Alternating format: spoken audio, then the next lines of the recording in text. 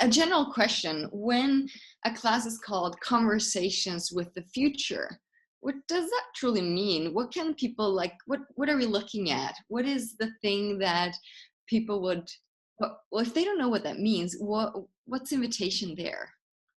So when we're talking about conversations with the future, we're talking about what if we were able to actually be aware of the threads of what the future might be and start to look at that right now.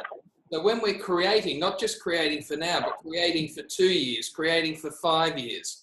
And what if we actually had conversations with our business 5 years down the track, but we had those conversations now? Now, it's not about talking to yourself in the mirror, although it might work, but it's more about having that conversation about, so what else is possible here? So if I was to create this, what would my future be like in 2 years, in 5 years, in 10 years? Those sorts of conversations we can have right now, but they're actually conversations with the future rather than trying to create from the past. You just can't create from the past. There is no creation from the past. There can only be creation for the future. So it's one of the things that we want to explore with that is, so what do we mean by these sorts of conversations? And what has the future got to do with it? Well, it's got everything to do with it. But in particular, it's about getting ourselves out of the here and the now and this reality and starting to create a new reality that actually works for us.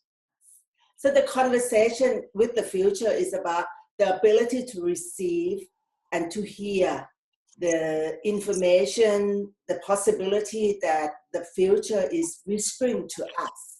So it's a conversation with the future. It's the ability to be in the question, the ability to ask the question, ability to communicate with the possibilities out there. There are so much possibility that a lot of us don't have the conversation to ask what else is possible. What else is possible is the conversation with the future. The future always whispers to us information, things, possibilities, choices, and a lot of us not willing to hear and receive what the future are telling us. And then translating that into, so what does that mean for me, for my life, for my business right now? Because every choice we make now helps co-create the future. But if we're listening to these conversations with the future, then we can actually be quicker, faster, stronger, leaping tall buildings with a single bound, all that sort of stuff, because we're willing to actually have that conversation with the future. And most of us, when we create our reality in our life, we either projecting into the future and trying to make it happen. But the conversation with the future is more like receiving the possibility, hearing what the future has to say, forecasting the possibility into the future of what else is possible, and not projecting and expecting anything, but just have the conversation like we are having a conversation here, having fun with one another, having a conversation. The thing that's exciting about conversations with the future is that the embodiment of that is where you start to function from, what else can I add to my life? What else can I add to my life? What else can I add to my life? Because that conversation with the future gives you some insights into what else you can add to your life. And so actually being aware of what might be possible, you're not sitting down there and trying to plan everything out until it dies. What you are willing to do is add to your life by listening to the wisps of what the future is trying to tell you. And I have two great examples from this week, because I happened to end up buying 2 other businesses. And especially what Justitza said about, it's not about predicting or projecting to the future what's going to occur. That would be like talking to the future and trying to direct the future like you should following my order. But the question, if I make this choice today, what will this create in 2 years, in 3 years, in 5 years? And just from very recent experience then this week, the choices we were looking at was creating something today and for the next couple of weeks, but the energy of what it will create 2 years and 3 years and 5 years from now. That's a totally different energy. And if we would make the choice based on what it's creating today in our lives, we would have made a different choice. But we allowed ourselves to make the choice what this will create for us in 3, 4, 5 years. And that was sort of dictating the choice at the same time as we were aware, okay, so can we do it? Can we do it today? Can we do it tomorrow? And if we can't, we obviously need to change something, because we're not going to say no to that energy that we can perceive in 3, 4, 5 years from now. And with conversation with the future, though, is that we could not come to conclusion ever. If we actually develop capacity to receive the whisper of the future and have the conversation to the future possibilities, we couldn't really project, we couldn't really conclude, we couldn't really judge, we just receive the information, receive the possibility of the future, which means could be the next 10 minutes. The future doesn't mean 5 years, 10 years and things. It's the next 5 minutes and 10 minutes. It's still a future. Conversations with the future. How exciting is this topic? Oh my God. It's really like, it's really that energy of you need to be willing to acknowledge that the future is an energy. It's not a physical reality. So if you're trying to put it in a box of what it's going to look like, when it's going to show up and why it's going to show up and how you're going to fit into it, you're actually not having a conversation with the future. You're actually trying to control the future. Absolutely. But if you're willing to listen to the energy, the breeze of the future, you can actually you're already having a conversation with the future. Right. It's what I call a monologue instead of a dialogue, right? Yeah. And when you guys say that capacity of being that, I was like, wow, because I can look at so many possibilities and they're all really possible. And then I perceive the whispers and then my head starts kicking in like, oh, what do I do with that? Should I choose this? And I go there, it's so many possibilities there. But if I go there, there's tons there. What do I do? Like my head starts spinning and going in many conclusions. I like having a different capacity when all these possibilities are there and they're constantly showing up more is a totally different space to function and live from, where I'm like, it's such a right timing for me with this class that you guys are having. I was like, oh my God, so excited. It's more like I require this now. But how wonderful would it be though that all of us have, it's almost like you're never alone if you have the future next to us that we can have a conversation with all the time, like willing to have a chat with the future, willing to ask the future questions, willing to receive the whisper from the future. And if the future just holding our hand every moment of every day, what infinite possibility we can create and generate with total ease. Exciting. And it's already there talking with us. So it's really start listening. Yeah. A great friend, great business partner. It's like, can be right. What if the future were a friend? Mm-hmm. Great to have.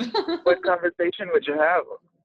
Yeah. You mean rather than deciding it hates us already?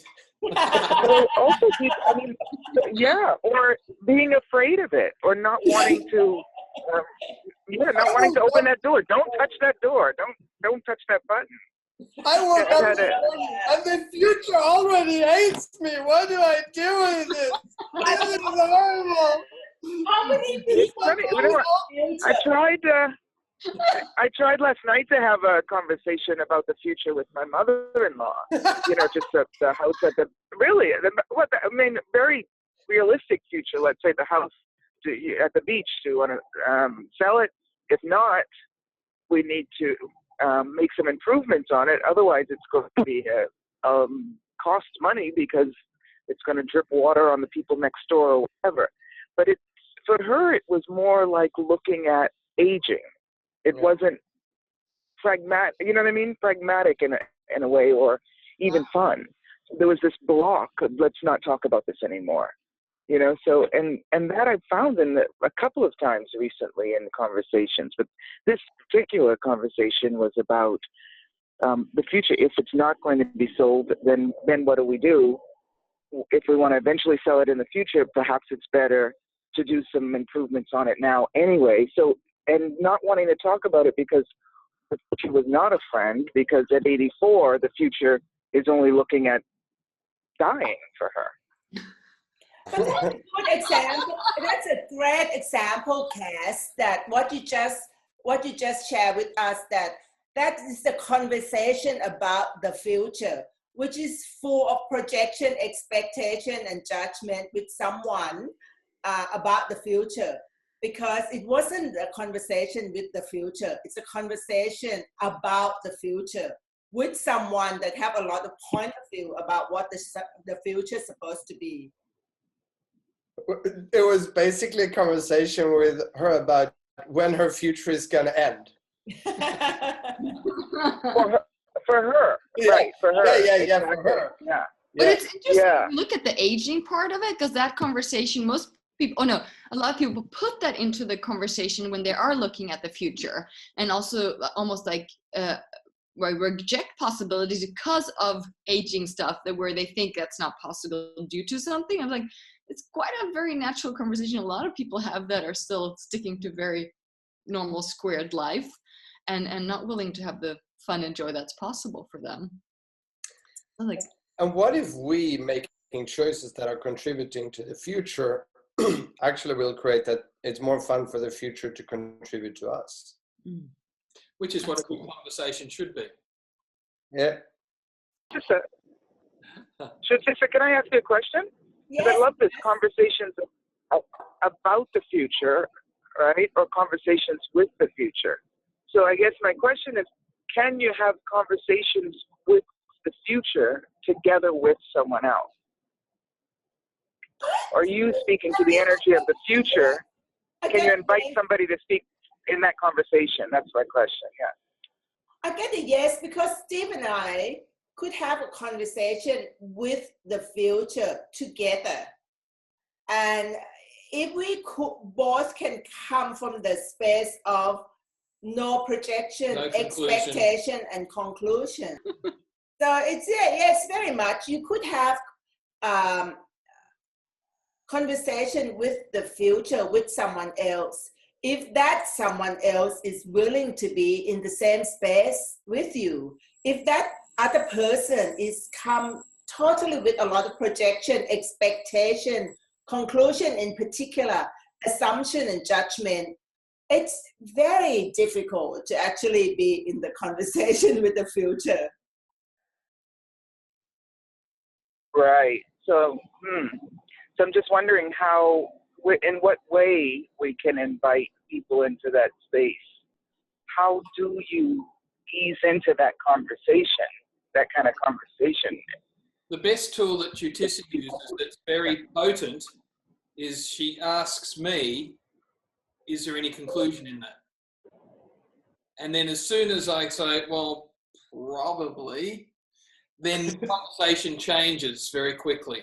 So do you guys think that we're sort of misidentifying and misapplying and almost tricking ourselves into a corner when we're looking at creating a conversation with the future and expanding that in our life by thinking that inviting other people to that conversation would be the way to go there? Well, you could invite others to the conversation, but they've got to be willing to be part of that. I think the main problem that I see is that you might invite, and then when they don't come, you try and force. So an invitation can be subtle, but you've got to be willing to walk away at any time. Now, it's a bit like, people get it when they get it. They receive when they're willing to receive. They'll receive an invitation when they receive it, but we can't be vested in the outcome. And if they're not going to get it, then there's no point in us trying to force awareness onto someone, because then we've just lost the plot. Yeah. Mm.